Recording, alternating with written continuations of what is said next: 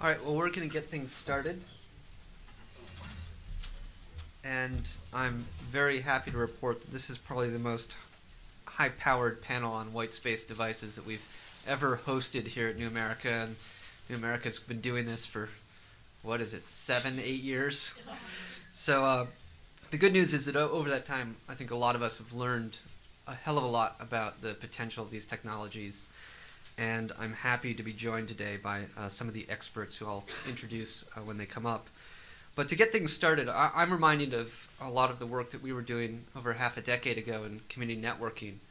And when we started thinking about how white space devices might be useful to our work, we were told explicitly that these technologies were not possible.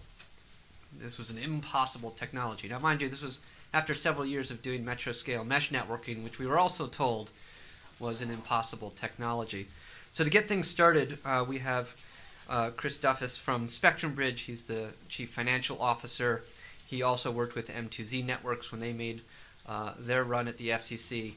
Hopefully we won't be 0 for 2 on this.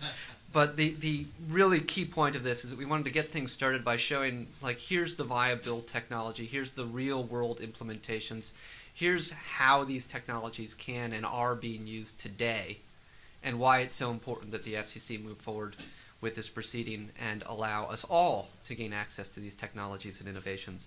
So, Chris, if you'd like to get us started with your presentation on this. Thank you very much. Thank you, sir. Well, thanks for having me here today. Love to tell you a little bit about what we've done at Spectrum Bridge and sort of practically implemented this version of TV white spaces on a trial basis. All right, perfect. A little bit of a delay. Our objective in doing these trials was to prove out a couple things that were critical issues to a lot of you here and definitely in the regulatory community. And as well as policy and business, but to show one that how what we're doing in white spaces affected wireless microphones and broadcasters, and two, prove out the viability of the technology in high value use cases. The good news is from our trials we've experienced no interference with any of the broadcasters in the areas that we deploy the networks, nor any interference with wireless microphones, and that we've significantly proven out the business case and viability of white spaces commercially, as well as for many of the socioeconomic benefits for areas like rural America and things like smart grid and big industry areas.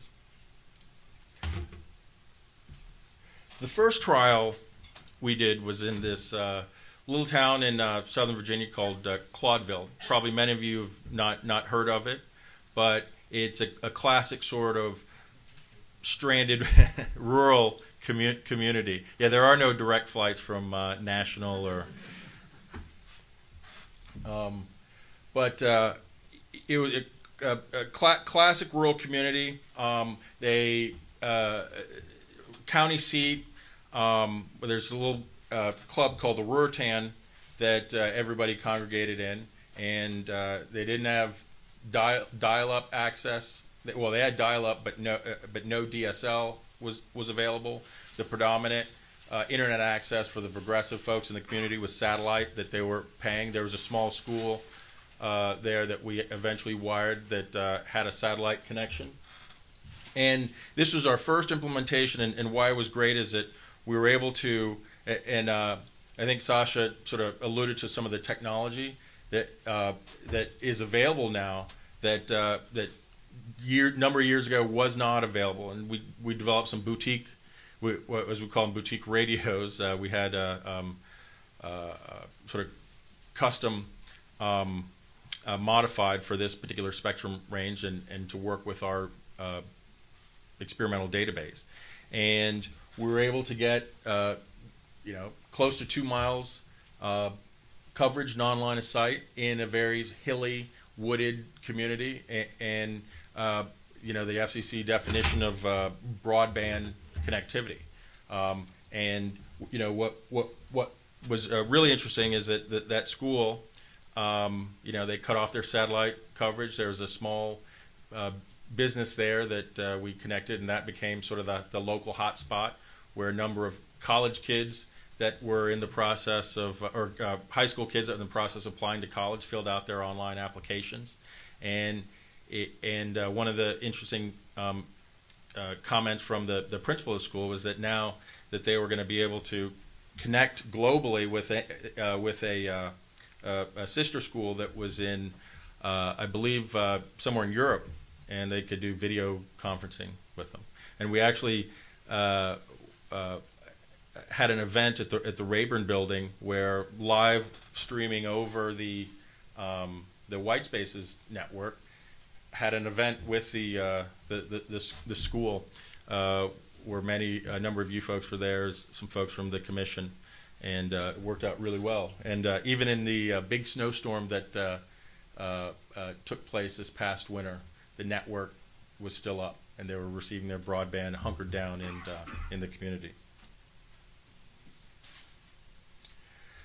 The next deployment that we did was called Smart City in Wilmington, North Carolina, in partnership with a local film production company, Screen Gems, actually the largest film production company east of the Mississippi, large landowner in the state. Wanted to do something innovative for that community, and heard about white spaces, and as part of being in the film production business, wireless microphones, broadcast was, they were stakeholders in that industry, and brought us in to see how we could utilize white spaces in the community for a smart city deployment. We were able to do some interesting things in terms of public safety with traffic monitoring. It's a coastal city, and they wanted to monitor the hurricane evacuation routes. And one of the things I want to sort of talk about white spaces or express about white spaces, I think that's really important, is that on a cost per square mile of coverage basis, because what white space is a low cost wide area coverage solution as compared to Wi-Fi, which may only cover this room. White spaces, as I said, with that 1.8 miles non-line of sight capability, and you're covering a large area in terms of the size of that the cost of that box is not materially more than a high cost Wi-Fi access device. So it really changes the economics in terms of things that you couldn't do before utilizing your other alternatives. If you had to buy a licensed spectrum, it may not even be available for that geography, or in the amount that you want, or especially if you're a local public institution like a school or some other entity. As I said, it may not be available. But again, another small network was very successful.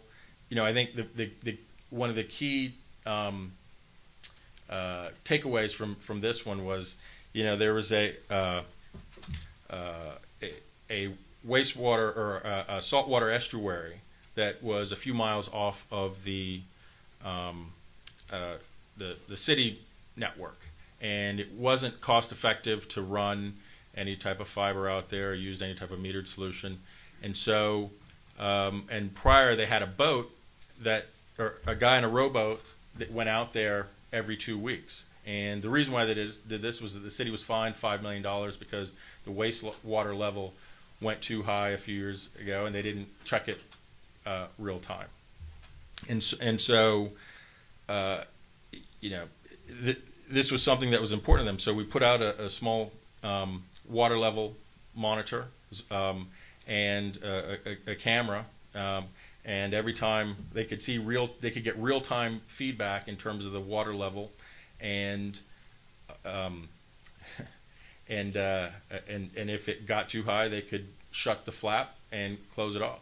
And now they don't have to have a guy in a rowboat go out there every other day, and they're in compliance with the EPA. And this is actually something that, in many respects, could be applicable to what's going on in the Gulf of Mexico right now. You could put up a few 100-mile white spaces network that monitored the water level. I mean, right now, BP has planes flying all over, and other types of manual type ways to check that.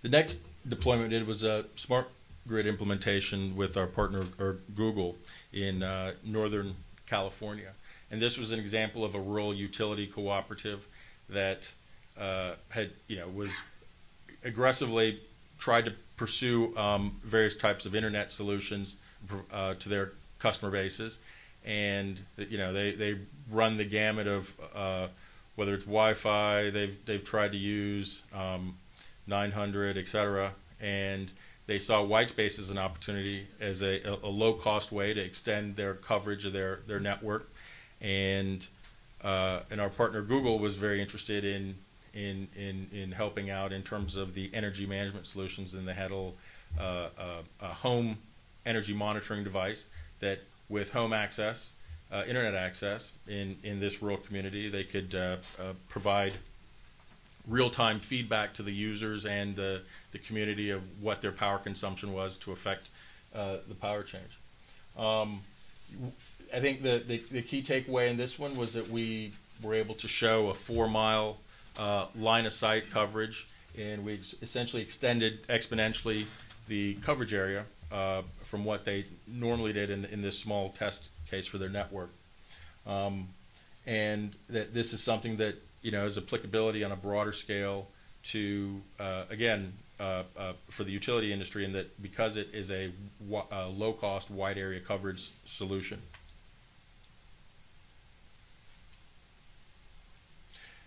And then recently, actually as of yesterday, we just launched this trial with the Hocking County Community Hospital in Logan, Ohio, with Google. Again, to hear another classic example of a community that was what I would consider sort of broadband stranded. It was about an hour south of Columbus, and while there was there fiber that ran on the highway, it was a couple miles away and not accessible to the hospital. And one of the takeaways I think from this was that the CEO of the hospital was like, look, if fiber is relatively close, but because we don't have access, and because of the cost and capability of like comparatively to Wi-Fi, it almost impossible for me to provide sort of a ubiquitous coverage access in my hospital, or I can't get coverage to get close to the fiber line. But with this white spaces, now it not only goes through the walls of this hospital, but also it connects a few miles away to get us to a fiber line where I can now provide better service to my community. And they're pretty happy with it, and then actually this was the first implementation where we demonstrated our WiMAX radios. And that's the thing. One of the other things about white spaces is that we see this being sort of standard agnostic, and that whether it's Wi-Fi, there's a new standard AF, I think that 802.11af, as well as WiMAX or LTE or any number of standards that this spectrum can be applied to, as well as this architecture. I think that's pretty much most of what I had to say. I will defer to you, Sasha. Grab a seat. The rest of the panelists can come on up. So I'll take a brief minute to give very brief intros to each of the panelists, and you all should feel free to flesh them out a bit more. My name is Sasha Meinrath. I direct the Open Technology Initiative here at New America Foundation. I am, in fact, a white space aficionado and have been working on these issues for about 6 years actively. I think some of these folks here have been working on that quite a bit longer. So we've got, just go down the line here. So you've met Chris Duffus. Paula Boyd is with Microsoft. She is their regulatory counsel. She's the person I go to when I really want to know, like, what is Microsoft actually doing? 9 times out of 10, I get an answer. But she also has a good amount of Hill experience. She worked for the Senate Subcommittee on Communications and knows this space like few others. Wendy Wiggin works with EDUCAUSE. She's their government relations officer. And EDUCAUSE is the group that really sort of helps represent institutions of higher education here in a number of D.C. Projects and dockets and legislative areas. And so White Spaces is sort of just one of a far larger portfolio, one issue in a far larger portfolio that she oversees. But EDUCAUSE has also been quite active in this and a big supporter of White Spaces and the use of these innovative technologies. Nicole Turner-Lee is actually an old friend of mine. We worked together first up in Chicago, and I hope she'll talk a little bit about what we were doing back in the day, as it were. And she is now vice president and the director, the first director, perhaps the founding director of the Media and Technology Institute at the Joint Center for Political and Economic Studies. She has been a long-time community broadband advocate and also done a lot of work on the ground.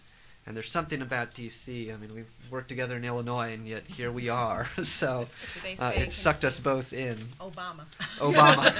There you go. Liam Quinn is the business client chief technology officer at Dell. And Dell has been, if you were watching closely, you can see that they've been quite active in helping develop these technologies and a huge supporter of a lot of the work that's been done over the years in order to proof out these technologies. He's also a little bit of a savant-like inventor. So, we've got 13 U.S. patents with 30-plus pending. So if you really want to dive into the weeds of how these technologies work and totally geek out, he's your guy. Stephen Corin is the regulatory counsel for WISPA, which is the Wireless Internet Service Provider Association. WISPA has been sort of, if you think of who are not the Verizons and AT&Ts of the world, the independent operators serving all those areas that have seemed to have been forgotten by the big telcos, that's WISPA. And there's hundreds of members to this organization. I've been a member when I was doing a lot of work in central and rural Illinois. They're a great group of folks. We don't always agree, but we always have a very good time debating the issues. And he's also a principal at Rini Corin, which is a D.C. law firm that specializes in a lot of these wireless and telecom issues. And finally, my friend and colleague, Michael Calabrese, who's been working on this, I think, since 2002. He's also has been the director of the Wireless Future program here at New America for years upon years. And, he's actually I blame you for sucking me into White Spaces 6 years ago. He definitely knows this area and has been around for quite some time focusing on these issues. And I want to give everyone just a chance to maybe offer some introductory remarks before we get to... I have a couple of questions, and then we really do want to open it up to all of you to ask questions of our esteemed panelists here. So maybe we could start with Paula, with you.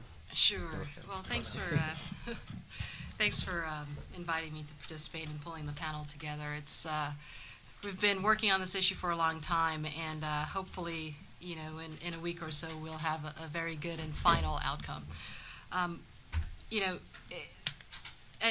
We're at a point in time where broadband is in demand. Consumers are accessing content, and they want it anywhere they are. They want it at any time they need it. We're also in an environment in which carriers are investing more and more in their networks, and we're seeing hotspots emerging. We're seeing device-to-device communications, and fortunately, we're also at a point in time in which we can utilize the TV white spaces. The technology is there. The technology is capable of doing it, and it's important that we take that final step and close out all the issues and deliver a good outcome. One of the ways that we've looked at TV white spaces and looked at the broadband needs that are emerging is from a number of vantage points. I mean, we look at it from the perspective of storage capacity doubling every 18 months. We look at it from the perspective that a Blu-ray disc today holds 50 gigabytes of content. Facebook, I think a year ago, talked about storing 10 billion photos online. The cloud computing is rising. Machine-to-machine communications is increasing.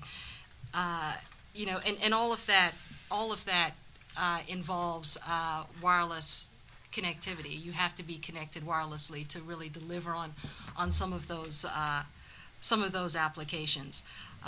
We've taken the step on campus to, years ago our researchers began to look at white spaces and look at its potential and do the research necessary around the white spaces to prove it out. And we have a white space, or what we call a Wi-Fi network, up and running on campus.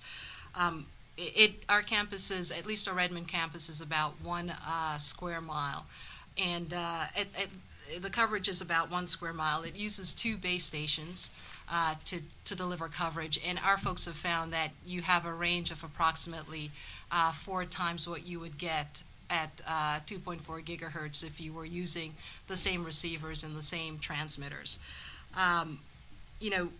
We have. So from our perspective, the technology is ready. There's no reason to sort of delay. There's no reason to step back. I think given the demand that we're seeing, it's really important that we move forward and close all the issues out. We also did a study. We did a study a year ago which talked about the value proposition of unlicensed. When we talk about the white spaces, we're talking about unlicensed use. We're talking about a scenario where the FCC essentially establishes basic parameters and allows anyone to access the spectrum and make a go of it. When we looked at unlicensed uses a year ago, the economists looked at about 15% of what he perceived to be the total value of unlicensed use. He looked at the use of Wi-Fi in the home. He looked at RFID technology, in stores in the retail environment. He looked at local area networks using Wi-Fi to do voice communications and to deal with medical record transmissions. And he found that, in the upcoming years, you're looking at a value proposition of about 16 billion to 36.8 billion in economic value. The beauty of the white spaces is that it affords for a better range.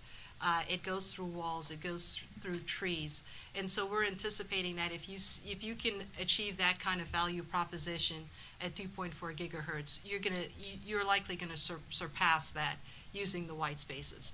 So we're very excited. Our folks continue to work on the technology, and we're looking forward to the variety of applications that will emerge. And as I talked about unlicensed, the other beauty of this is just that, more likely than not, there will be applications that will happen that we haven't thought about today. I mean, Microsoft is here because it sort of anticipates, it looks over the horizon a little bit and anticipates what the white spaces can be used for.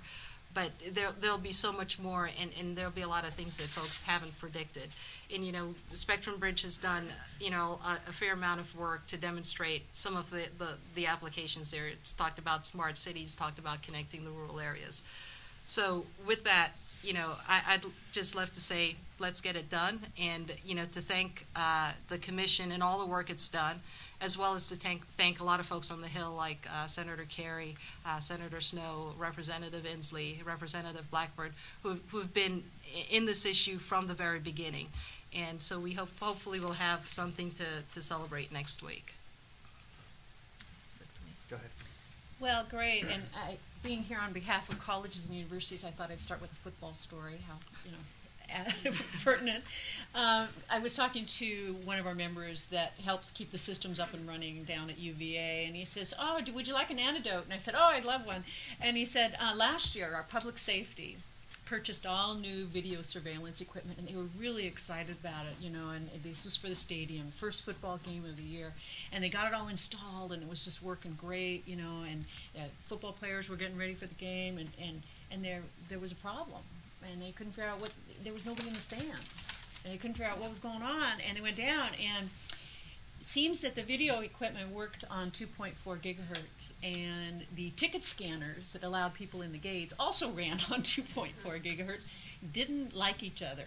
And so they had a massive backup at the gates. They did eventually get it resolved, of course. But he used that as an example of what's happening on campus over and over and over again. And different from the equipment manufacturers or the inventors, which were all, very pleased to bring all this wonderful new equipment to the general public. We on campuses have an explosion, he said, use that term, explosion of wireless devices arriving on campus that don't play well together.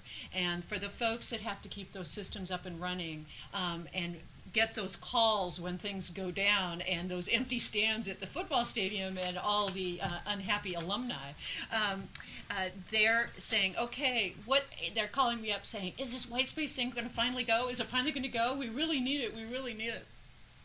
The problem is, as they state, that 2.4 gigahertz just is not enough anymore. The space is not enough, and there are too few rules of the road, and so you have problems of interference and just problems of not being able to use the technology. For the enterprise, and that's what I am emphasizing here, for the enterprise, and that can mean a campus, it can mean a hospital, it can mean a large downtown office building. When you're looking at large interior spaces, and particularly spaces where people congregate, such as this room, auditoriums, libraries, convention rooms, gymnasiums, the basketball games, classrooms. Basically today they have really lousy cellular coverage, and that's just taken for granted. But yet we have all these devices, particularly smartphones, arriving on campus, and the customers aren't real pleased with the fact that they can't get coverage. It's very expensive to bring cellular indoors. It can be done, but it's very difficult to bring cellular coverage.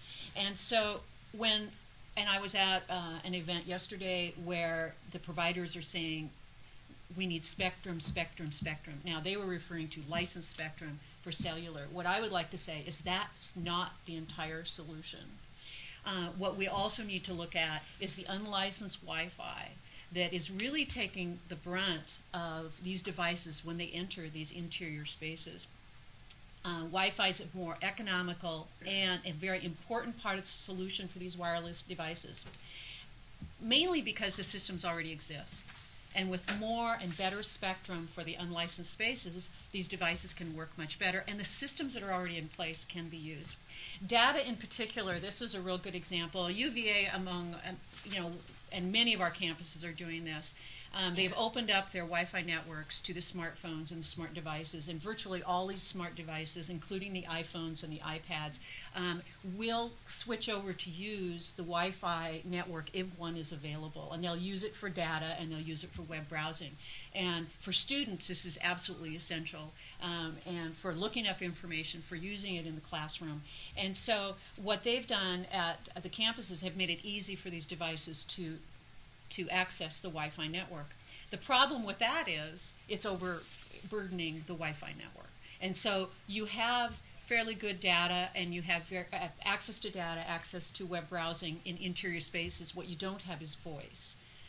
Now the technology is there for that as well, and if you had more spectrum available for Wi-Fi, it could also handle voice in interior spaces and take an additional burden off of the cellular networks. So when you're looking at spectrum, I think we often are hearing the need for licensed spectrum, improved licensed spectrum, make more available for cellular. But when you're talking cellular, you're also talking at how does that integrate with our Wi-Fi? And when you get into the enterprise interior spaces difficulty, that integration between the cellular and the Wi-Fi and the trade-offs between the two are very important.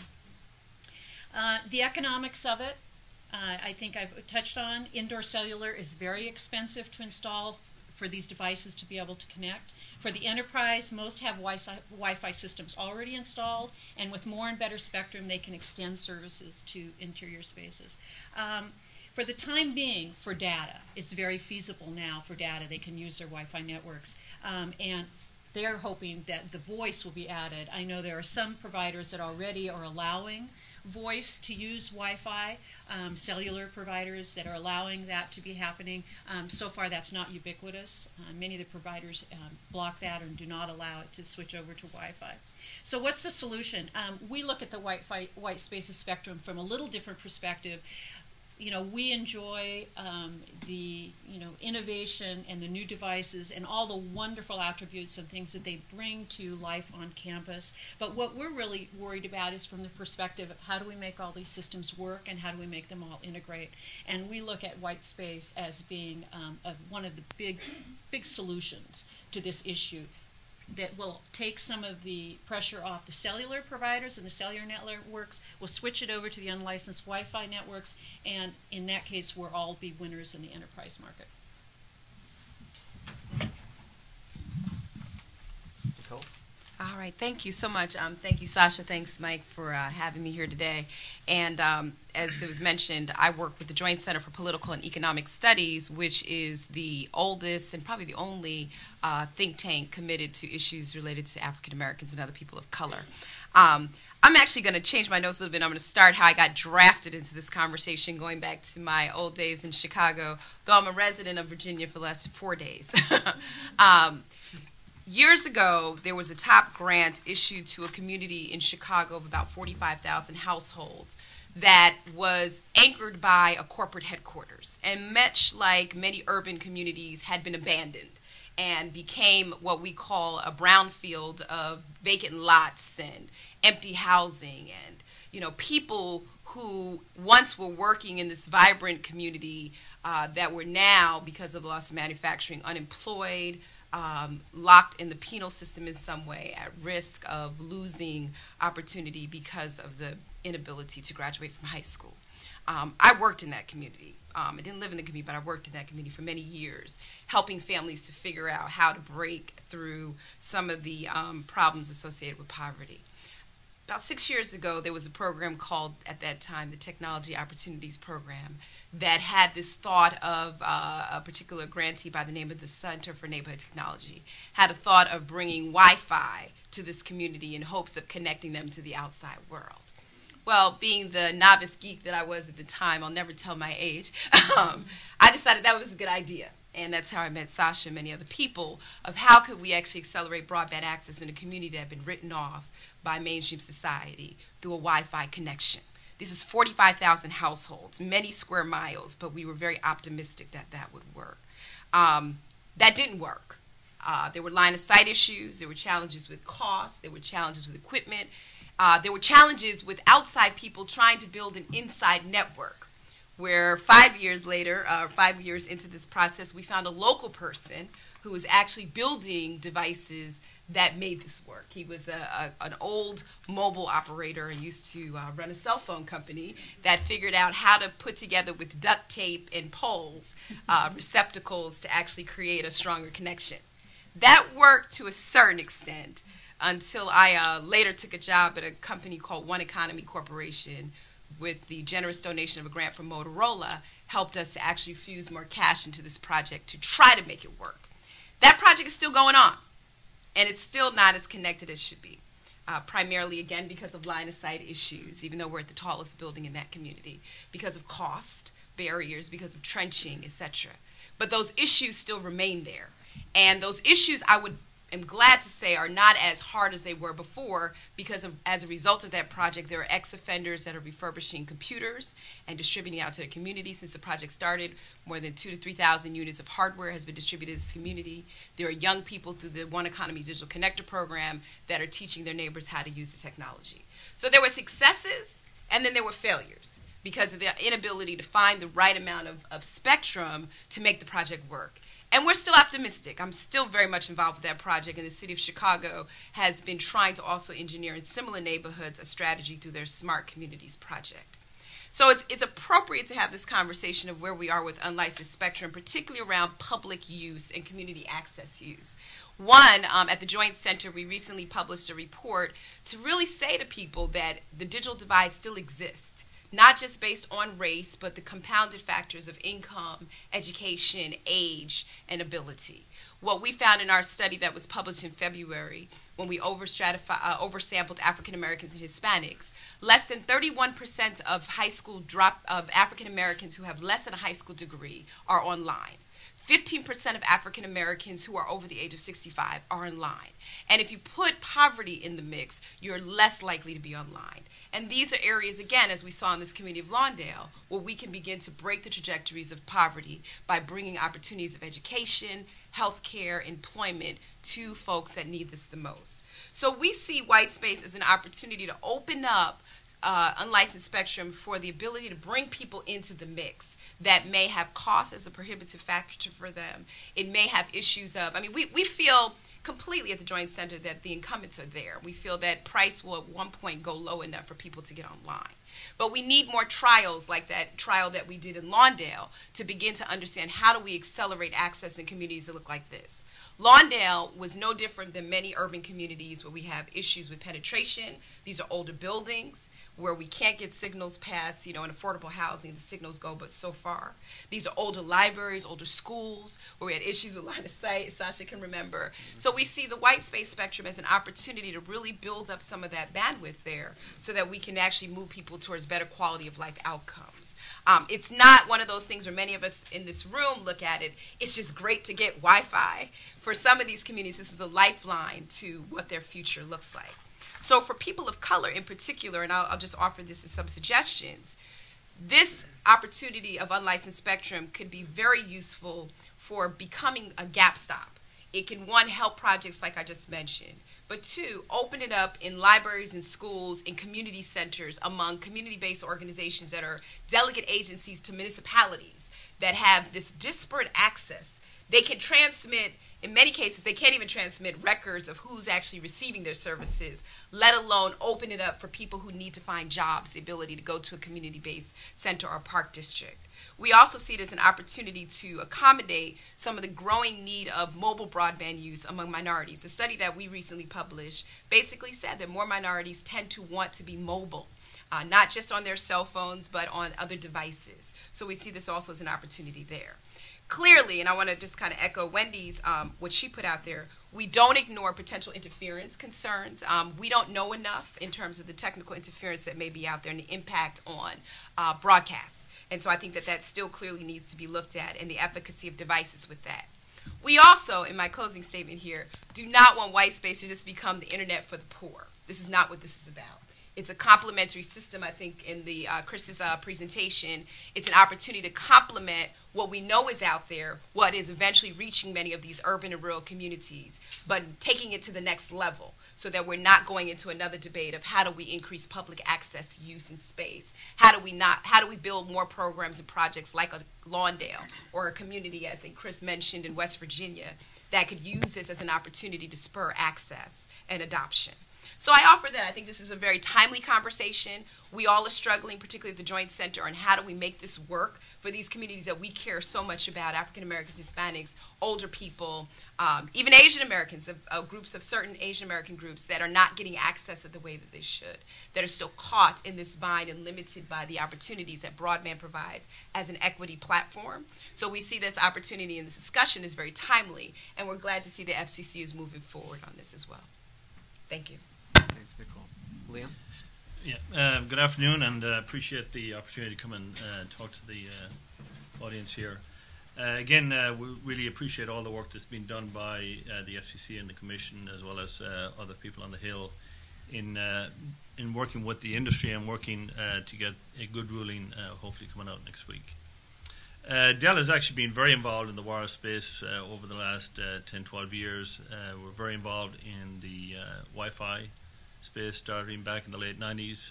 Remember, our first solution was a PCMCIA card. And by an example, that was a two-sided board that was plugged into the side of a notebook and the antenna stuck on the outside.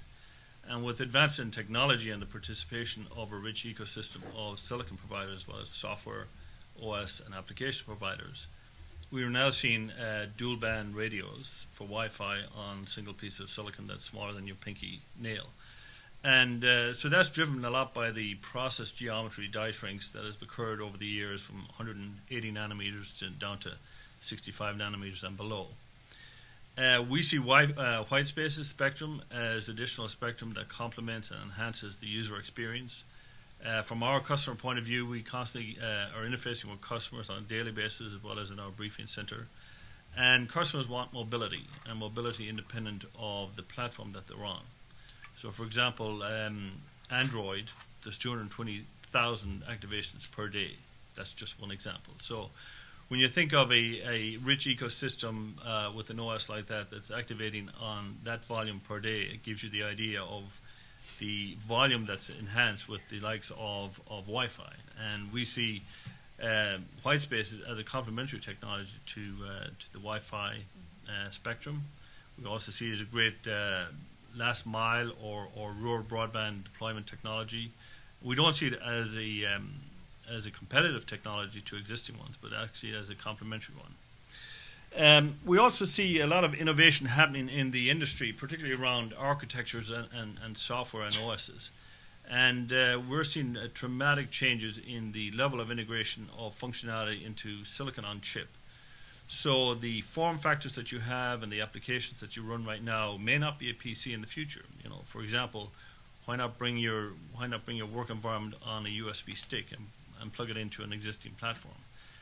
Why can't you have your car with an embedded notebook or an embedded desktop in your car so you're always connected to the internet? And it's all about mobility, and it's about flex computing. So if you're working on an application in your work or at home or in the office, there's no reason you can't pull down that application from a different platform from the cloud. So cloud computing that was talked about earlier, flex computing, it's constant needs and demands that we're getting from our customers on the ability to be connected to their information all of the time, regardless of form factor, location, place, or time. And again, we're in a global economy, so a lot of our customers are global, a lot of our employees are global, and there's always this information sharing, information access, real time. So, for example, before I came over here, I was working with colleagues that were located around the world, as well as back in Austin, as well as back in the East Coast, but real-time application and real-time productivity. So it doesn't matter if I'm in the office or if you're in the office or your employees or your customers are in the office. It enhances the productivity, just like we've seen with Wi-Fi, and we see that Whitespace will actually complement that. So if you look back on when the Wi-Fi started in the late 90s, it's gone from a small industry that was enabled by the release of spectrum by the FCC, which was excellent. It allowed innovation and creativity to happen in the industry. And last year, there's it actually crossed over 500 million shipped devices worldwide. This year, it's expected to grow by 16%, with 450 million devices will ship this year. And by 2012, it actually crossed 1 billion devices. So when you think of the scalability of that market, when you think of the scalability of mobile platforms and alternate devices and tablets, and you think of the release of spectrum for white spaces and the innovation, the creativity, and the application that will be developed around that ecosystem, complemented by existing technologies, I think it's wide open on what the creativity and what the opportunities are out there for the industry. So again, thanks to the FCC, thanks for all of those of you who have worked very, very diligently over the last number of years in order to bring this to a point where we actually get a good ruling next week. So really appreciate it, and thank you for that. Thank you, Lynn. Stephen? Good afternoon, everyone. It's nice to be here surrounded by geeks and wonks. I guess I'll just qualify myself as a nerd here, so I'll fit right in, hopefully. Let me give you a little bit of background on what WISP is. WISP is the Wireless Internet Service Providers Association. It was founded in 2004. Currently has 400 members, but there's many more WISPs out there. Serve about 2 million plus or minus customers using unlicensed spectrum, 900, 2.4, 5 gigahertz spectrum, and the 3.65 band, which is what we call licensed light. They serve the typical WISP has 1,000 subs. Some have 50, some have a couple thousand. There's even one public company out there that uses a combination of unlicensed frequencies and 3.65. Multiple base stations on top of grain elevators, silos, police towers, towers they've erected on their own, serving communities, farmers, colleges, cities, public safety, oftentimes is the only way that they can access the internet because, as Sasha mentioned, DSL and cable modem service doesn't extend to rural areas. So for many of these folks, it's either unlicensed wireless broadband or it's dial-up. And as we all know, when was the last time you guys heard the word dial-up? It's been quite a long time, but I will tell you there are a number of WISP that still have dial-up customers, and we'd all like to see it go away, and the way to do it is via white spaces. What are some of the problems that WISPs have, and why is white spaces so important? First is, Wendy spoke about this, is there's congestion. In the 2.4 band, for instance, there are instances where power companies using smart grid technology are using and hogging, I would say, a lot of the spectrum that was once used on an unlicensed basis. Of course, being unlicensed, you don't have any interference protection or exclusivity, so that's a business risk that they've taken. And a lot of times these bands, whether it's 900 or 2.4 or 5 gigahertz bands, they fill up. And WISP are very innovative. They use 900 where that works best, and 2.4 where that works best, and 5 gigahertz where that may work best for point-to-point services or something like that. So it's finding solutions, and that's where the innovation comes in. And white spaces offers another tool. Another problem that WISP face is access to capital, and part of that is unavoidable. It's the unlicensed nature of the spectrum. But a lot of it has to do with things like interference and congestion and things that a regulatory environment could help better control. And I'll talk a little bit about that as we go through here. Third issue is affordable middle mile access. Rural areas just don't have access to the fiber and oftentimes the microwave that you have in cities and suburban areas. That's a huge problem, and there's proceedings going on at the FCC that hopefully will address that. Let me talk about what some of the benefits of white space are. First of all, it's free stimulus for rural areas. It's spectrum that will be given away by the government, meaning that they're not going to have to compete with Verizon and compete with AT&T to buy the spectrum at auction. That's obviously a very positive thing because the cost of spectrum is so much, and it just blows the model out of the water, if you will, if one would have to buy the spectrum. Second, obviously, is the propagation. White space technology has great qualities about it that allow WISP to expand services further out into the rural areas and also provide another service level on top of what they're already providing. Relieving congestion in some of the other bands is another key. We've talked about some of the trials that have been successful in this promoting equipment development and promoting innovation. Our guys are going to be the ones who are installing this in the field, and it's great to have companies like Dell and Spectrum Bridge and Microsoft and others developing the ecosystem that will help promote the service in rural areas. So seeing those successes is real important to WISP because that's where we take our lead, and that's the innovation point from which we'll start. And low entry costs. It's hopefully mass marketed equipment. It's the low cost or the free cost of spectrum. If the government is concerned about extending broadband into rural areas and places that are remote and underserved or unserved or tribal areas, doesn't necessarily. We love for them to give money out, but giving spectrum away is in many cases the most important thing, especially when you go into areas. There's between, what did the FCC say, between 7 million and 14 million people that don't have access to broadband in their homes. Those are the folks that WISPs would love to serve and can serve right away. So what's the timing? Once we get an order out of the FCC that hopefully will accommodate a lot of the issues we had on our punch list, we expect to see custom offerings. Campuses would be an obvious place to go first. Public safety, smart grid, communities, sort of the one-off, trial squared, I guess is what it would be.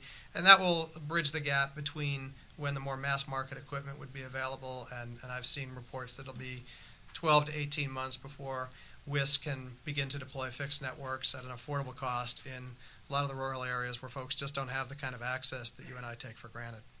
So I don't like to really call this Wi-Fi on steroids, but maybe this is sort of a Wi-Fi on Ritalin. It's sort of a, it's an add-on to some of the other narcotics and drugs you may be taking to sort of augment your ability to tune in. So thanks very much to Sasha and Michael for inviting me. Happy to share the panel with these folks and working with them in the future.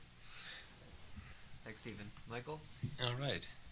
Well, to clean up the openings, I'd just like to start. I'd like to, I think acknowledge a few people. As Paula said, I think, we wouldn't be, although this took, believe it or not, 8 years, we still wouldn't be here if it had not been for, folks champions on the Hill, Senators Kerry and Snow, House members Inslee and Blackburn, who, really dislodged this when it was just collecting dust in Kevin Martin's FCC after Michael Powell got it going in 2002, coming out of the Spectrum Policy Task Force, which proved to be a really important impetus for this and other ideas that are still collecting dust, and hopefully we'll move on those shortly. And also, I can't help but notice a couple people here. Jim Snyder, who was one of the originators of this idea when he worked here at New America back in 2002, insisted, because he was a broadcast policy expert, insisted that the empty TV channels were the place we had to make unlicensed. And Mike Marcus, who Julie Knapp, the head of the Office of Engineering at FCC, just mentioned to us yesterday that it was Mike Marcus was the one who insisted at the FCC, that they have the spread spectrum rules and that they open what became the so-called junk bands, right? So around 1985, where microwave ovens and so on existed, it was because you could do anything in those unlicensed bands that people did Wi-Fi, people who didn't have $1 billion for a license. So when Larry Summers was here a couple months ago, unveiling the president's executive memorandum on spectrum, I thought very appropriately harked back to our nation's history of dedicating public resources to facilitate the development of essential national infrastructure. So he mentioned in the 19th century, what did we have, as a nation to contribute? It was land, right? And so it was rights of way for railroads. And then it was, at the height of the Civil War, Lincoln signed the Morrill Act, creating the land-grant colleges, really the basis for Wendy's, the great public universities and EDUCAUSE came from a donation of federal land to get those going. And in the 20th century, probably the best analog we have is the interstate highway system, which is a regulated commons, right? So, just like, as Wi-Fi operates on unlicensed, we don't maintain exclusive lanes, not for cars, not for trucks, not even for public safety or the military. There's rules of the road. We rely on intelligent drivers and flexible devices. And that's how unlicensed spectrum will work. So today, what the nation has to offer for the infrastructure of the digital era is the public airwaves, and it's been under this really inefficient command and control system for 75 years that we're finally breaking free of. And the most deregulated thing imaginable, the greatest form of deregulation, is unlicensed spectrum, where anybody with a good idea, a business model who's willing to invest, can come in and do that. And as I said, this got going. It led to Wi-Fi, and today we're talking about super Wi-Fi, or Wi-Fi on steroids, the TV white space. And there's sort of three broad use cases that you've caught glimmerings of. The one that originally motivated us here at New America, and I think really lit a fire under what became this really broad coalition of groups in favor of this. From the Joint Center, the Leadership Conference on Civil Rights, Consumers Union, all these other groups, was community wireless networking, was trying to serve unserved areas. And TV white space can still be, as we heard from Nicole, rocket fuel for community networking. As Chris said, it changes the economics, right? You get wider coverage, wider broadband coverage with lower capital expenditure. It improves the quality of coverage. The indoors penetrate buildings. They get indoors so the kids can do their homework in Lawndale.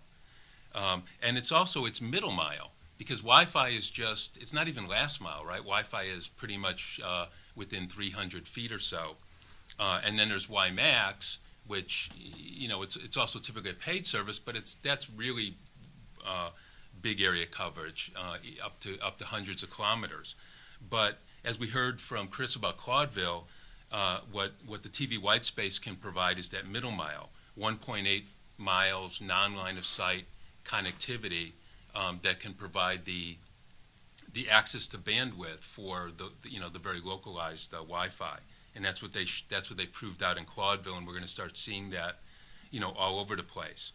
A second thing that's I think very overlooked but is coming on us quickly is we talked about the chairman of the FCC talks about the emerging spectrum crisis, and that and a central goal of the National Broadband Plan is 500 megahertz more spectrum.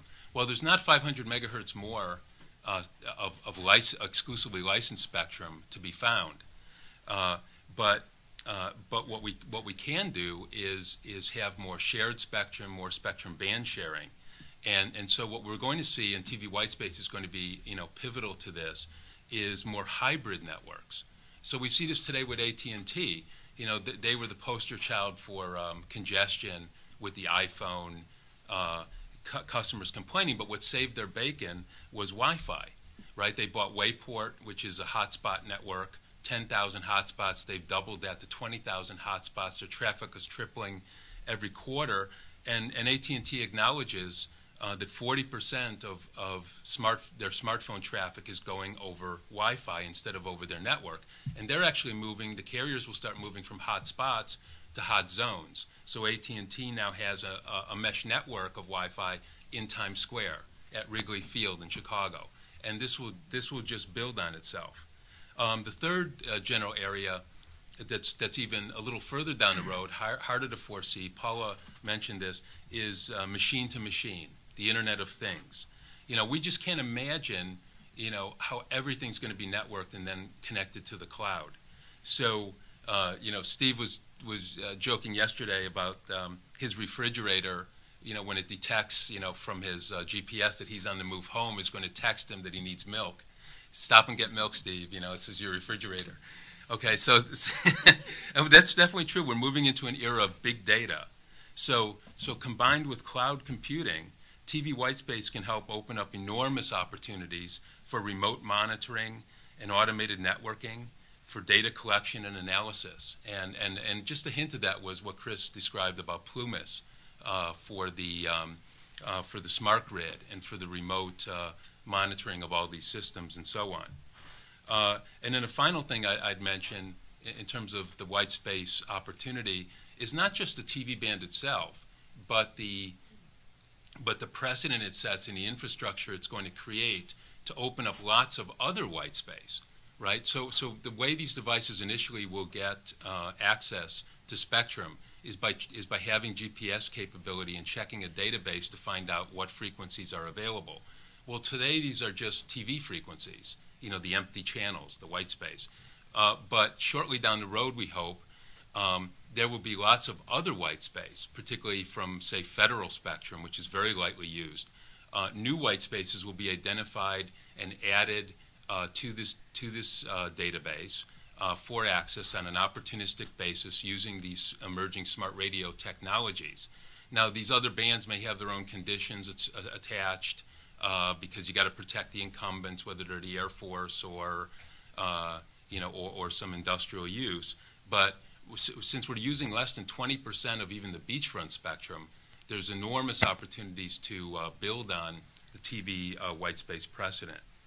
And I'll just mention one thing in the hope maybe in the conversation now we can, is that one of the things, although we're all cheerleading here, there's still a number of open issues and unanswered questions about how robust this access to the TV white space will be, because it's critical that we have channels in every market, right? And so there's many fewer channels in the most congested markets like New York City, Washington, D.C. We need channels in every market so that there's national markets for chips, devices, applications, and so on. And that's where you get into sticky issues about things like the proper balance in protecting wireless microphones on the one hand, which were the pioneers of, let's charitably call it, unlicensed use of the TV white space, opportunistic use. More than 500,000 microphones is squatted on the empty TV channels. Including these because it made illegal sense. wireless mics up Yeah, there. well, here we are. These are the three legitimate ones. And then there's broadcasting contours that under the current order continue to extend with a margin for protection way beyond what are really the home market viewing areas, and then issues that WISPA and others particularly care about power. If you have more channel separation, can we get more power in these rural areas, for example, or more antenna height?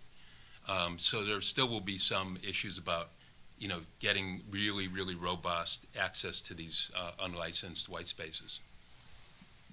Great. Thank you, Michael, and thank you, everyone, for these brief intros. I'm going to ask a few questions, but I think you guys have done a fantastic job of talking about and illustrating kind of the viability of these technologies, the opportunities, and the import that these technologies have for communities and constituencies across the country. I want to look a little bit more into sort of the pragmatics and details of what's being discussed at the FCC and what that means. And I thought I'd maybe kick this off with a quick anecdote of why details matter. And I'm harkening back actually to the Home and Square, the North Lawndale project where Nicole and I first met. And this tower that she mentioned that we had to utilize because it was the only high point in the area, what she didn't mention is it's about 25 stories tall. It's been abandoned for, I don't know, like 50 years or some obscenely long period of time. There's no electricity. It's the original Sears Tower. It's the original Sears Tower, yeah, back in the day. And so when you put wireless onto the top of this tower, you're talking about having to pack in every tool you could possibly think you would ever need. Ever.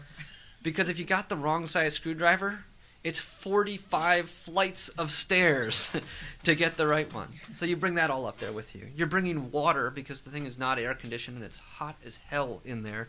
You're bringing like all sorts of, you have to bring electricity. So you're literally having to carry like extension cords for new equipment and ensure that you have power 25 flights up.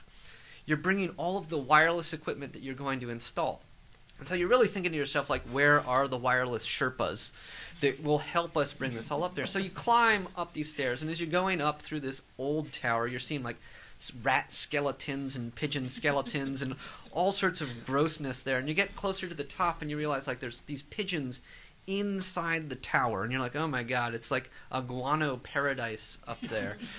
And you go through these rooms, and then you come out to this, like, ledge, and you're like, oh my God, you're exhausted, and you haven't even started work yet. And you open up the door, and you're like, we're here, we're going to install. And the next thing you know, you're getting dive bombed by a peregrine falcon that no one told you lives up there. And you've got no equipment. Like, how do you do falcon amelioration on the top of this tower? And as it turns out, this falcon was a constant threat and presence and isn't written up, as far as I know, in any case study of what happens. But that was the critical detail that made it near on impossible for quite some time to install wireless and bring connectivity to this area. So if these details that trip us up matter, what are the things that might trip us up in white spaces? And I'll get us started with a couple of quick questions. The FCC set a power level about 40 milliwatts for white space devices, which is for a lot, if you compare that to sort of a lot of home Wi-Fi devices, they operate somewhere in the multi-hundred, sometimes up to 400, even higher milliwatts. So this is like, it could be as little as 1/10 the power of a Wi-Fi access point. And thus far, they've made no attempt to allow for higher power in rural areas. And so I'm curious, 40 milliwatts, it's great for getting from your TV in your living room to maybe the other side of the living room. For rural areas, for anyone that wants to interconnect between houses, I think this might pose a problem. And I'm curious, what are your thoughts as panelists on what this means for networking, particularly community networking and beyond, when you have such a low power limit? Well, there's actually two components to white spaces: fixed high power, and low power portable or nomadic, and that's where the 40 milliwatts applies to. The fixed high power is at 4 watts. and so it obviously exponentially more power than the indoor. But one of the things that we found, it's less about power than the antenna height. And I think some of the new thinking is that with a little bit is going to allow for a higher antenna, which can make significant difference in terms of propagation.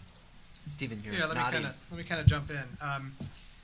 WISP, Chris is right. The current power limit is 4 watts EIRP for a fixed network on white spaces, and WISP, along with others, have said you can increase this, especially in rural areas where we're far away from any co-channel stations and there's distance separation. To Chris's point, the Spectrum Bridge was influential in this. WISPA, Motorola, and Spectrum Bridge have all said, this 30-meter height limit that you've placed on base stations is artificially low.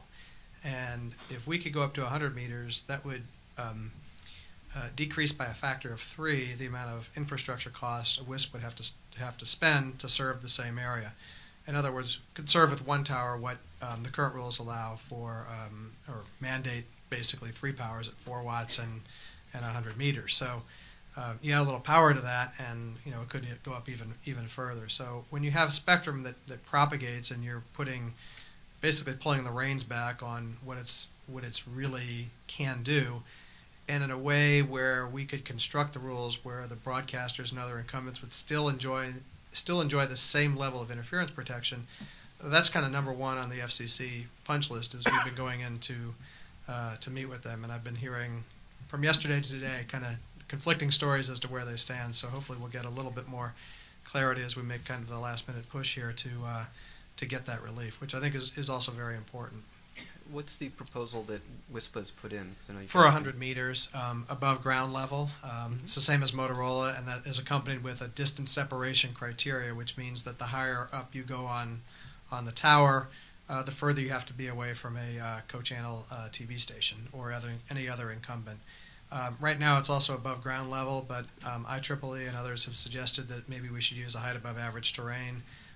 Personally, anything above 30 meters is going to be great, and more is better. Simple as that.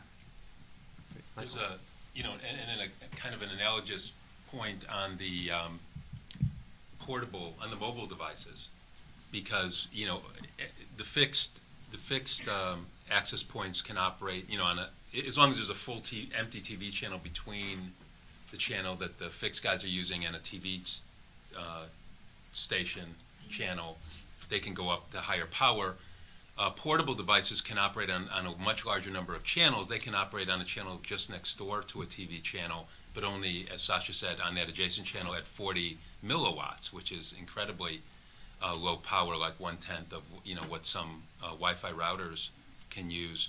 But again, these radios are smarter than that, and there doesn't need to be one size fits all, and we're going to have to kind of evolve this, this whole order, because, for example, if you're on a channel, like let's say I'm in Bethesda, and I'm using if I could use channel 6, you can't use a personal portable. If you're next to a high power station, right, that TV transmitter is just screaming at hundreds of megawatts, right, and so your device should be able to be able to say, okay, there's no way I'm going to interfere with television viewing, by going up to say 100 milliwatts. Because if you're just right next door to this hugely powerful, TV, if the TV signal is really loud, you can get a little louder too.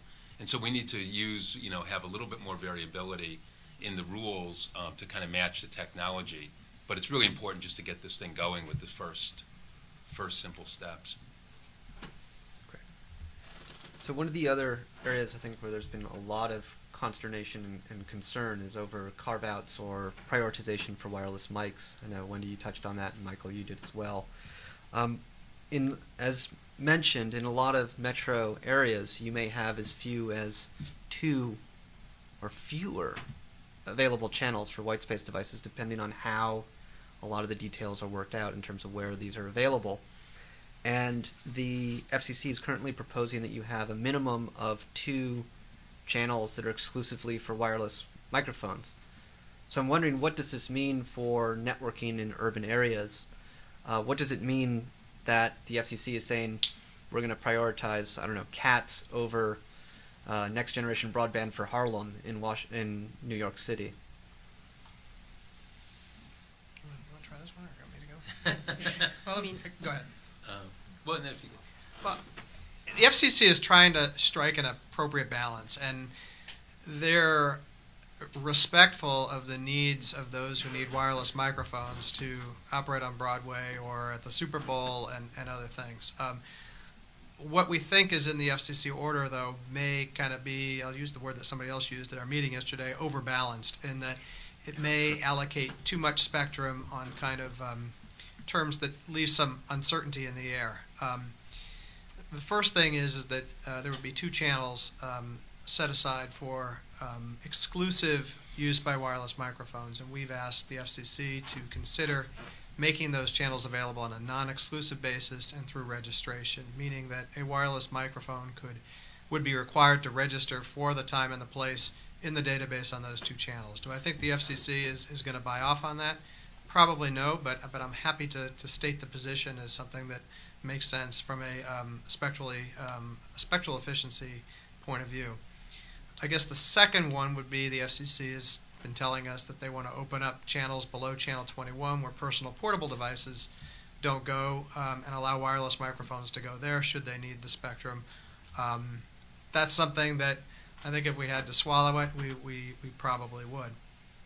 It's the third one. I'm going to actually turn this one over to you because somebody else needs to talk. There's a third spectrum plan that the FCC has kind of teed up that isn't anywhere in the record and isn't supported anywhere by a demand for the spectrum that is really causing us some consternation. So I'll let you kind of speak to that since we were in the same meetings yesterday. I'll explain that way. Yeah. It's we think it's important to as I said, the microphones were, I guess, pioneers of non-licensed use of the band, otherwise known as pirates.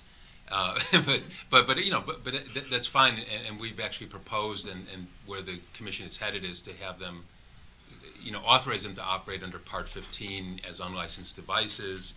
But they also wanted to ensure that these sensitive cultural venues have channels, and so for that reason, among others, there's personal portable devices, right? So mobile devices are the only ones that they're really worried about interfering with microphones. They are not allowed to operate below channel 21. So channels 14 to 20, in particular, are will really be a free zone for microphones because those channels will probably only be used by unlicensed out in say rural areas, maybe by some WISPs if there don't happen to be TV channels there. But those are very popular channels for TV as well. Then the commission, in addition to that, is reserving 2 channels for microphones, one on either side of channel 37, which is not used because of radio astronomy and medical telemetry. And there, as Steve said, the issue is whether those 2 channels should be reserved exclusively for microphones or whether they simply are allowed to, to make a reservation in the database when they need it. So then they block out unlicensed devices, but only when needed, because in many areas there wouldn't be any venues that would be, needing to use those channels. But the third thing, which seems to be truly overkill, is there's something floating in the draft that would allow microphone operators, if they thought that all these other reserved channels weren't sufficient, to go to the database administrator and say, we'd like to block off some more TV white space channels, so that we're really safe and sure, in order to coordinate our microphone use. And we think that's a loophole that could really jeopardize what I said was one of the key factors in a robust, developing a robust market and developing this technology, and that is to make sure that there's a critical mass of available white space channels in every single market, whether it's New York City or PR, South Dakota. And the New York Cities and Washington, D.C.s and L.A.s are in jeopardy if microphones are overprotected, and there's no evidence in the record that shows that they would need this, so many channels. also like to jump in. Totally appreciate the balance that needs to be struck between wireless microphones and making sure that they have enough spectrum and can operate, as well as ensuring that white space devices can flourish. In addition to all the items that Michael talked about in terms of reserving channels around channel 37 and reserving channels below channel 21, and potentially being able to go into the database, we're also talking about the reality that wireless mics, at least licensed wireless mics, are able to register in the database for protection and receive protection. We're talking about the reality that previously illegal wireless microphones can operate on a Part 15 basis throughout the channels. And, based on what the That's FCC... an unlicensed basis. For Yes, those. on an unlicensed basis. And based on what the FCC's testing showed a couple of years back, wireless microphones also operate co-channel with broadcast stations without there being interference, at least to anyone's knowledge. So there's a lot of set-asides for wireless microphones, and we worry that if all of this stuff goes through, it could undermine the ability of white space devices to flourish.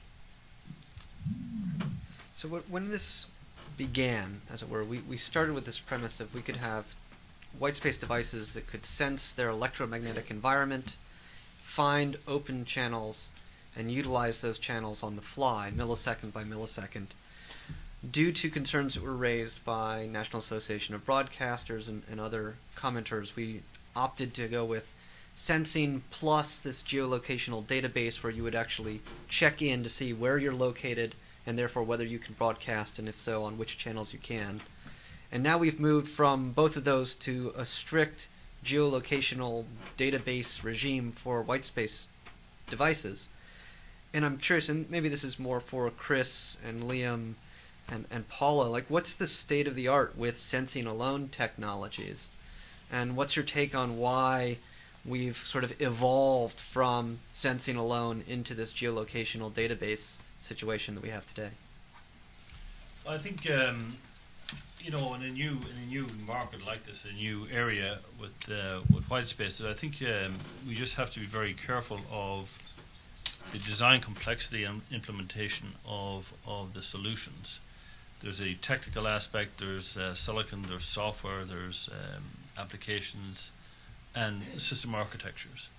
And sensing, we believe, is burdensome right now as the ecosystem is starting to develop and potentially will develop. So we believe the database is actually a very good approach initially to get the market kick-started. So I think that would be a good approach initially to get technologies out there, to get products out there and solutions. And then, as more and more devices gets deployed, you certainly could revisit additional interference mitigation techniques, of which sensing is one of them. I'd also jump in and support Liam's comments as well. At the end of the day, you want devices that you can be able to put into the marketplace in an economically feasible manner. Our approach has been to suggest that it be that the devices employ geolocation or sensing. To the extent that industry wants to continue to invest in sensing and develop that technology and drive that technology, they'll have the opportunity to do that. But requiring both technologies in a device will drive up cost and complexity, as Liam noted. And at this point in time, when it's clear that geolocation offers sufficient protection, there really isn't the need to employ both techniques. And I'd add to that, in a lot of the early use cases, in especially the high-power fixed white spaces, sensing, it's definitely redundant. If you're in a rural area, providing whether it's rural access or smart grid or smart city, you're just not going to have the interference issues that you would if it was in a low-power urban area where you may have multiple devices simultaneously going off. But that's, as Liam indicated, that's something to consider longer term down the road. But right now the database is sufficient. I'm going to ask one more question, then we're going to open it up for questions from the audience. We do have a wireless mic there.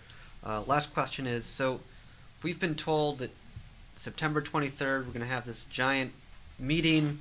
They're going to make decisions on white space devices. And my question to the panelists is, so on September 24th, will I be able to start deploying white space devices? And if not, why not? Well, I'll take a stab at this. I don't think there's a complexity around the technology or the radio designs. You know, there's as Michael mentioned earlier, there's been trials in place over the last year, so the technology is viable. I think there's an ecosystem of things that need to happen. There's certification and interoperability, and when people have a good housekeeping seal of approval, logo, or certification, just like they had with the Wi-Fi Alliance, it gave the comfort for developers, hardware, software, applications, to go out and develop products into an ecosystem where there was a robust interoperability and certification environment in place. So it allowed that comfort of device interoperability. It also encourages the investment by the silicon and the software developers to go and start developing programs and products and solutions into an environment to which there's a market enabled by spectrum availability, interoperability, certifications, participation by the industry. So I'll just use Wi-Fi Alliance as an example. They've got over 300 members right now. They've got over 1 billion products going to be shipped in the next 2 years, over 500 million shipped to date, 450 million growth of 16% this year. That's significant. And that's enabled by 300 member companies that incorporate all of the major ecosystem and infrastructure providers on a global basis. They've also got the marketing and the PR that goes around that. And it's not a North American environment or alliance, it's a global alliance. So there's participation by the ODMs in Asia and the Asia-Pac region. And they're key participants, they're key enablers.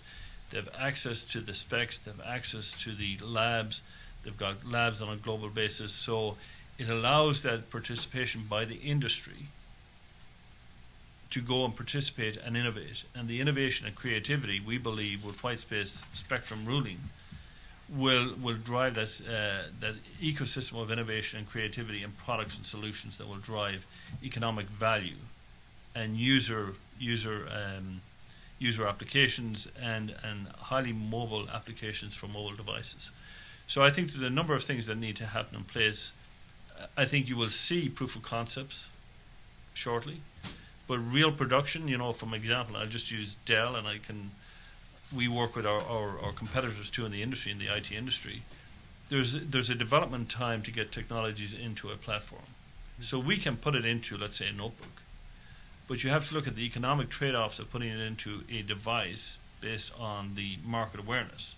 So initially you would have devices that would be plug-in devices or add-in cards or add-in dongles. I think that's realistic. That can happen and will happen in short order. The integration of silicon to a point where you want to put it inside the notebook is based on market availability, market growth, and the timing of that. So, you know, the ruling is great that's going to come out. The industry is ready. I think you'd be pleasantly surprised by the development that's waiting in anticipation of this positive ruling. Nicole. And I just want to add, you know, being one of the non-geeks, I guess, on the panel. The other detail I think we need to pay attention to is not necessarily, and I don't think this is really outlined in the FCC plan, when that day does come, you know, a couple of items. One, where are there investment opportunities for other people to come into this market, whether it's minority owners, et cetera, that can actually look at the availability of white space and not necessarily, you know, to begin to engineer new devices and other things that can actually run off of this. So I think that's a great opportunity to get more people into this market based on that. And then two, and the other detail, just like I mentioned in the example in North Lawndale, I'm not necessarily saying prioritizing, but looking at creative examples where white space application, before it becomes so absorbed in the marketplace, can actually be applied to public purpose venues. And so there's not been much discussion that we've been aware of where there may be creative tests or pilots where we can actually look at, like a case like North Londo, which is an urban neighborhood, a case that's rural that Chris mentioned, where we can actually go deeper on what this could potentially do to get more people into the marketplace. Because I think to your point, the opportunity for innovation is there, and it could be easily absorbed in the innovation that we're currently seeing right now in the other marketplaces. So I think, again, with the FCC as government pretty much leveraging this and putting this out there, that we should also have in the detail where is their public purpose application, where we can actually move forward and see where we can accelerate broadband access in these communities. Yes. All right. Well, let's open it up. Let me take one more crack. Let me take one more crack here. You said, can I use it the day after the order comes out? And I would say WISPs have always been early adopters of whatever new unlicensed band has been made available to them. What's really important here is that the FCC eliminates the uncertainty that's existed since November of 2008. Most of the times when the FCC puts out an order, people say, great, I'll go and build it. This time that didn't happen because there were big questions, sensing being probably at the top of the list and wireless microphones right behind it, as to why folks haven't been deploying gear on a widespread basis anyway. So I think the tone of the order and what it says and the way it encourages folks and the way it asks some of the open questions and some of the things we're going to be needing to talk about down the road, whether it's power or height or other uses for the devices, I think to the extent the FCC can say those things and without creating a whole lot of uncertainty with respect to where we stand right now is going to be very important to how quickly we can get these devices out there, how quickly Dell and Microsoft and Motorola are willing to put it out there with very little risk and pass that gear on to the WISPs. It's the importance of regulatory certainty, however defined. Absolutely. All right, so I know, Mike, you had your hand up very early on, and then we'll go over here and then back to Jim. It's nice to say the glass is half full, but I am concerned, what Michael alluded to at the end, the question of spectrum availability under the current rules and under whatever the final rules are. And if you go to the Spectrum Bridge website today and punch in the name of your favorite major city, you'll see, I punched in New York City yesterday and there was nothing available. More troubling is I punched in Monterey, California, which is not a major city, but because of the quirks of the propagation models the FCC uses, there's no spectrum in Monterey, California. And the puzzling thing about Monterey is the disconnect between the FCC's dtv.gov website, which indicates that there's barely any TV to watch in Monterey, and the Spectrum Bridge website, which presumably implements the FCC rules correctly, which indicates that Monterey is in the grade B contour of dozens of TV stations.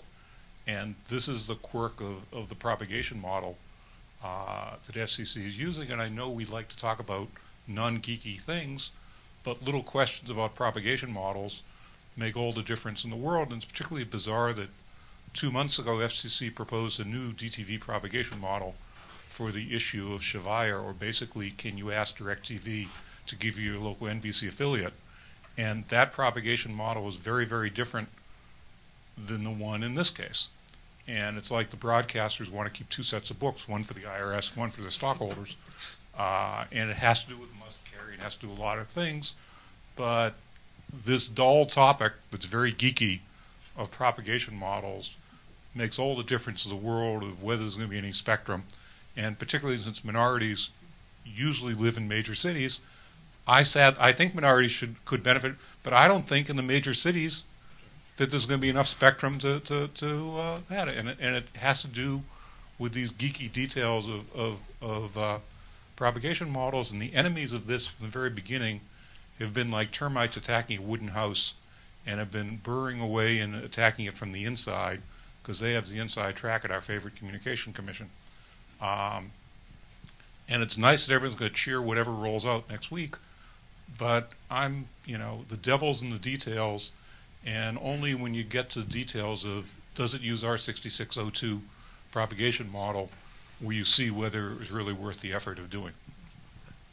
Anyone like to respond? Sure. I mean, what I know is that some of those inconsistencies have been resolved recently, and that there are a number of low-power TV white space channels in every major metro market across the country. Otherwise, this thing would be dead in the water. You need that availability for the large manufacturers to get that certainty.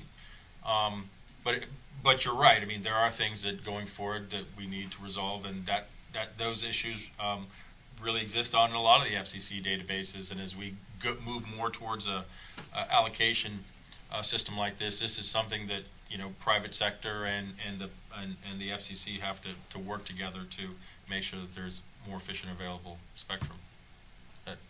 Just let me make a point, which is kind of a good news point. Let me make a point, and it's a good news point to address Mike's issue. One of the things that hasn't been addressed by the panel concerning an obstacle is the selection of the database providers and the rules for the database. I have had conversations with the FCC, and they're very cognizant of the problem that you've identified, Mike. And one of the things they're considering, and obviously I don't know how it's going to come out, but they're certainly considering how the heck to do the contours properly and what propagation model to make and how to correct errors to the extent they exist in the Media Bureau's database. So they're very cognizant of that, but it ain't over till it's over. Jim, you had a question, and then we'll go to the back there and over. Yeah, Jim Snyder. Can you just? This is a variation on Mike Marcus's question, and it has to do with what percentage of the TV white spaces is going to incumbents versus going to unlicensed use. So this issue, this debate about the future of the TV white spaces goes back to the late 1980s, more than 20 years ago. Back then we didn't call them white spaces. We talked about guard band channels and adjacent channels, but it's essentially the same thing. I've been following this since the early 1990s. I wrote a book on the politics of this band, and I remember in late 1992, when the Clinton administration came in, I came down from Vermont to talk to Al Gore's assistant about the need to transition the broadcast band to broadband. We didn't call it broadband back then. It was the information superhighway. In early 2001, New America began looking at this area. I had co-founded the Wireless Future Program, and this was the central issue. And the question is, between 2001 and today, how much of the TV white spaces has gone to the incumbents versus is going to unlicensed? So just as an analogy with the FM white spaces, we didn't call them white spaces in the FM band, I would estimate that more than 99% of the FM white spaces went to the incumbents. And there, the contrasting alternative was low-power FM, and I would estimate that less than 1% ended up of the FM white spaces going to non-incumbent use. So would anybody here hazard a guess between 2001 and 2010, what percent of the TV white spaces is left over? Mike talked about the termites on the building. The termites have been very much at work in the last decade, making sure that they got the building and not the unlicensed. So who would like to address anybody that? want to give an estimate? I don't know what while others think about calculate in their minds. I actually don't have a percentage, but I think it's really a serious, just almost common sense problem that we're still talking, with all this enormous potential, that we're talking about protecting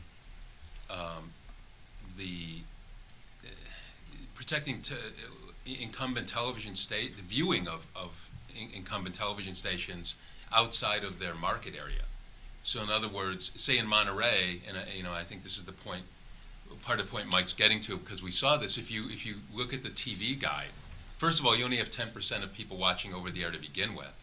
But that 10%, when they look in the TV guide to see, okay, what can I see with my rabbit ears? They have so many, probably eight or nine local channels. But pardon? Only 4 visible channels in Monterey. Only 4, okay. But we're blocking the public access to dozens of channels. Because believe it or not, in Silicon Valley of all places, where this would get the most intensive use, they're blocking channels because of Sacramento television. How many people in Silicon Valley are watching Sacramento television with rabbit ears, right? But it's because somebody took out a compass and drew a circle, and the staff at the FCC is so politically frightened that they can't, be honest about this. And so what we really need to do is, the chairman on the one hand seems willing to take on the broadcast industry over to actually taking away the spectrum. This is the channel repurposing that's in the National Broadband Plan. And yet we haven't yet been able to go back and draw sensible contours for TV protection that's based on what people actually view over the air, and not how we draw circles, 30 or 40 years ago, based on an artificial model that doesn't even take terrain into account.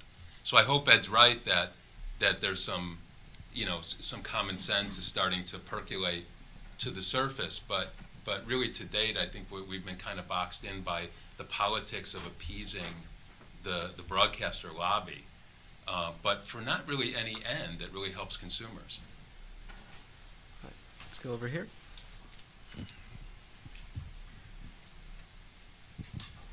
We'll take a couple more. I think this questions is and then great, close it out. obviously. But two quick questions. One, many years ago, I was with Xerox Credit Corporation when we provided financing for what now has become the cellular telephone network. And one of the things that drove that, and this is in the early 80s, was the investment tax credit, where we were able to provide financing at profitable rates for cell phones. And the first cell phone that came through our system at that time cost $3,995 was the first loan or financing that was processed. And as we began to finance other phones and phone systems and telephone equipment and then animations and robots, and then built a portfolio that could be sold to another company, and we went out of business, that was what happened. A question that I have, how is this new technology or new application of technology going to be financed? Because the question that we seem to avoid consistently is the cost of access to the technology. And number two, the FCC pretty much is a pretty thick soup of discriminatory practices. And when we look at the history of how these maps are drawn and who get, particularly if you're looking at FTTH systems that are in existence now, they didn't just draw because of circles. I mean, they drew these maps and they allocated spectrum for reasons other than fair business practice. So how are we going to prevent that from happening again? And how is this system going to be financed? I can address the finance part. From a, one of the great things about TV white spaces, especially as it applies to, maybe a commercial WISP, is that the metric being sort of cost per square mile of coverage, it will be exponentially larger than, utilizing 2.4, and lower ingoing CapEx as compared to licensed, 2.5 or 700. And so, all things being equal, if a WISP were to deploy a network utilizing TV white spaces in a rural area, they're going to get more coverage, hence cover more POP subscribers, and hence get more cash flows relative to a certain amount of cash flow. So theoretically, a lot easier to get financing, as it should improve their cash positions.